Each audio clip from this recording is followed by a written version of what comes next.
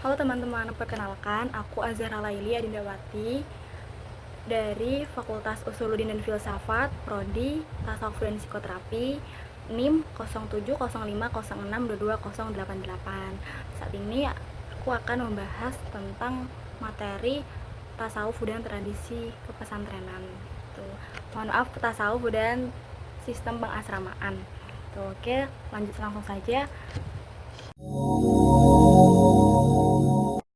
Tarekat dan sistem pengasramaan. Nah, untuk yang pertama kita akan bahas tentang pengertian dari tarekat sendiri. Nah, tarekat itu berasal dari bahasa Arab yang secara harfiah itu artinya jalan. Nah, bisa dikatakan tarekat ini itu adalah cara atau jalan spiritual atau metode khusus yang ditempuh oleh para sufi untuk mendekatkan diri kepada Allah Subhanahu wa taala. Secara simpelnya seperti itu ya teman-teman.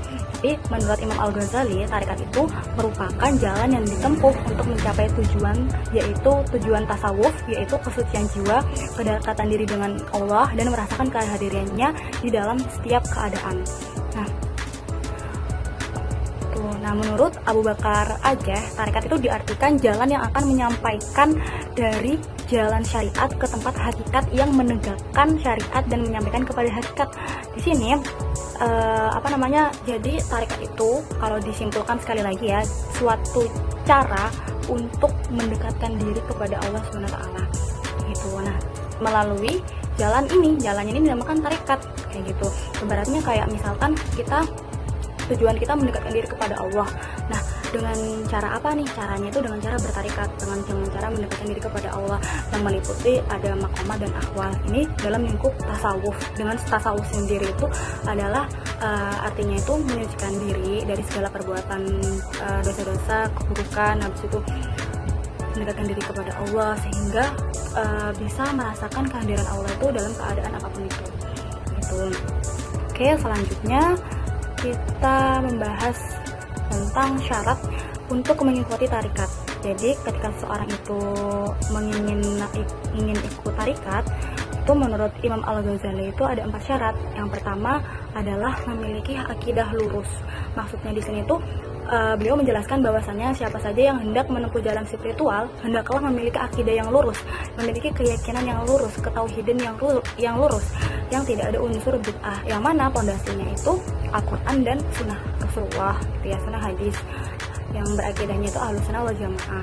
Terus yang kedua itu syaratnya adalah bertaubat, ya. Jadi perkara selanjutnya itu seseorang itu harus melakukan taubat nasuha dan tidak mengulangi perbuatan dosa, memohon ampun kepada Allah, mengakui atas kesalahan yang pernah dia lakukan, dan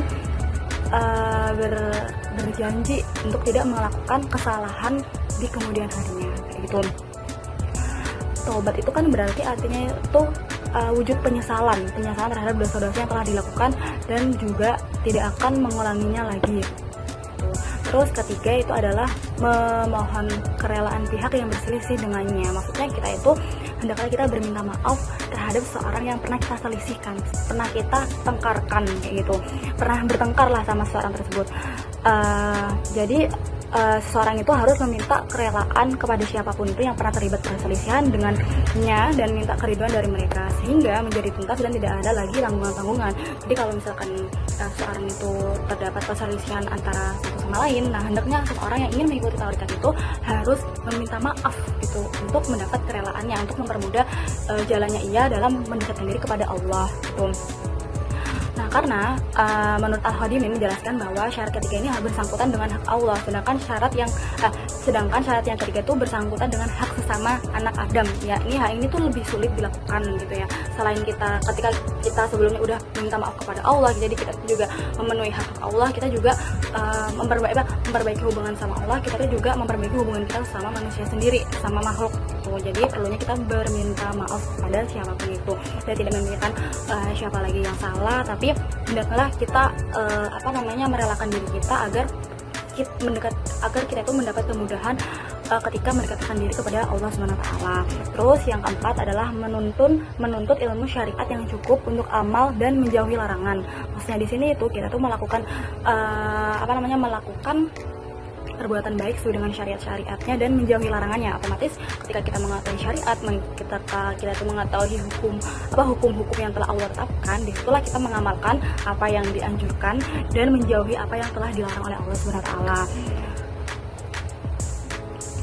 Itu adalah 4 syarat untuk yang ingin mengikuti tarekat menurut Imam Al-Ghazali. Selanjutnya ada macam-macam tarekat.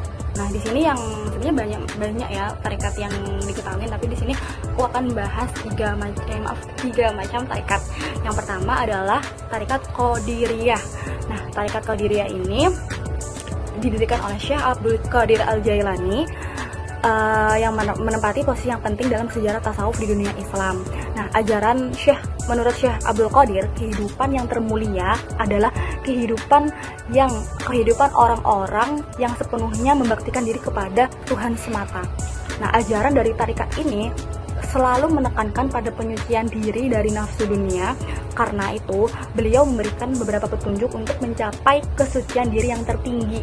Adapun beberapa ajarannya itu seperti taubat, zuhud, tawakal, syukur, ridho, dan jujur. Dari sudut secara praktisnya, tarekat ini menempatkan zikir sebagai salah satu praktik spiritual yang diterima dan ditekankan, yang dimana dilakukannya ini, di zikir sendiri ini tuh ada beberapa tingkatan, yaitu ibadah dengan 1, 2, 3 atau 4 gerakan. Jadi di zikir ini tuh bukan hanya kita itu menggerakkan secara lisannya saja, tetapi fisik kita itu juga tergerakkan kayak gitu ya teman-teman. Kemudian dari tarekat ini tuh zikir ini tuh dilakukan secara bersama-sama dan dibaca dengan suara keras tapi perlahan. Nah, ini ciri khas dari tarekat Qadiriyah. Oke. Kemudian yang kedua ada tarekat Syadiliyah. Nah, pendirinya yaitu Ali bin Abdullah bin Abdul Jabbar Abu Hasan al-Syadili, yang mana beliau dilahirkan di Maroko. Nah, beliau ini ajarannya beliau menurut Asyadili sendiri itu adalah seorang sufi yang berpendapat moderat dalam masalah syariat dan tasawuf. Beliau berpendapat bahwa ilmu agama itu sangat penting dan perlu dimiliki untuk menjaga diri dari kesesatan dan mendekatkan diri kepada Tuhan. Di tarekat ini ada 9 ajaran dan amalan yang terdiri dari istighfar, sholawat Nabi, zikir, wasilah, dan robito. Nah, kesimpulannya dari materi yang dibahas itu adalah yang pertama tarekat itu adalah suatu jalan yang ditempuh oleh para sufi atau para muslim yang mendekatkan diri kepada Allah dengan berbagai cara, salah satunya dengan cara zuhud, yaitu mengasihkan diri atas hal-hal duniawi dan fokus ke hal akhirat gitu. Habis itu dengan cara berzikir, habis itu dengan cara menghadirkan Allah di setiap keadaannya gitu. Habis itu macam-macam tarekat itu ada 3, Qadiriyah, Syatariyah, sama Syadiliyah. Kalau misalkan Qadiriyah itu ajaran tarekatnya itu lebih identik dengan cara berzikir dengan gerakan ya, jadi bukan secara lisan aja tapi secara fisik juga. Habis itu tarekat Syatariyah itu tarekat Syatariyah yang menekankan dengan zikir tauhid, yaitu la ilaha illallah. Habis itu yang kedua, yang ada juga tarekat Syadiliyah yang mana terkenal dengan 9 ajaran dan amalnya, yang terdiri dari istighfar, sholawat Nabi, zikir, wasilah, dan robitoh, wirid, azab, hisib, zuhud, uzlah, dan suluk. Itu ya teman-teman. Kemudian tentang sistem pengasramaan ada 3, honaqoh, ribat, sama zawiyah. Kalau honaqoh itu tempat atau lembaga pendidikan dengan pusat spiritual yang mana yang khusus dari tradisi sufi, yang tempatnya itu tempat berkumpul oleh para sufi untuk melakukan berbagai aktivitas kegiatan kayak keagamaan, pendidikan, dan praktik spiritual. Itu hanaqoh. Terus kalau misalkan ribat itu kan artinya mengikat dan terikat. Jadi merupakan tempat peribadatan para sufi yang mengasihkan diri hal duniawi hanya untuk beribadah gitu ya, fokusnya ke ibadah gitu.